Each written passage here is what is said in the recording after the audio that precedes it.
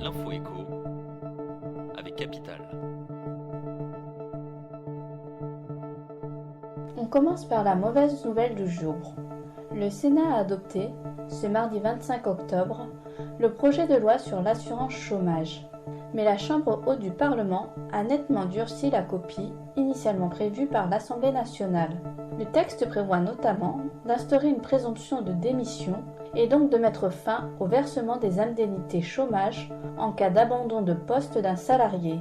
Une mesure adoptée par les sénateurs qui sont allés plus loin en prévoyant de restreindre encore davantage l'accès aux allocations chômage. Rendez-vous sur notre site pour découvrir la nouvelle disposition introduite par le Sénat qui devra être validée par les députés pour pouvoir entrer en vigueur.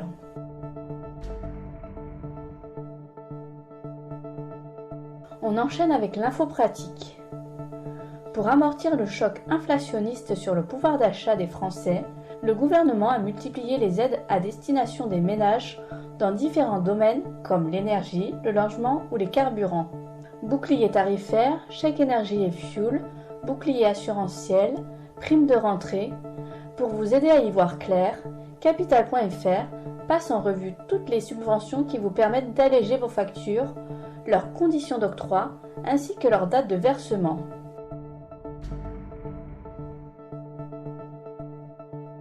On poursuit avec le mot du jour. Complémentaire santé solidaire. C'est le nom de cette mutuelle publique dont 7,6 millions de Français bénéficient. Elle permet notamment de s'affranchir des dépassements et des avances d'honoraires chez le médecin, tout en évitant de payer le forfait journalier ou la franchise médicale d'1 €. Le gouvernement a déposé un amendement au projet de loi de financement de la sécurité sociale pour 2023 afin d'élargir le nombre de bénéficiaires du dispositif. Découvrez sur notre site les conditions pour y être éligible.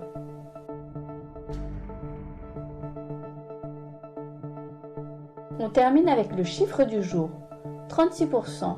C'est selon l'adresse, la part des médecins généralistes qui utilisent une plateforme de prise de rendez-vous en ligne en 2022.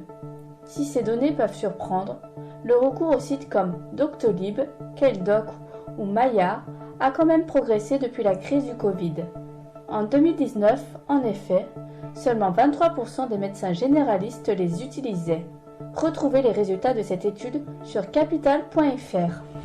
C'était l'info écho avec Capital.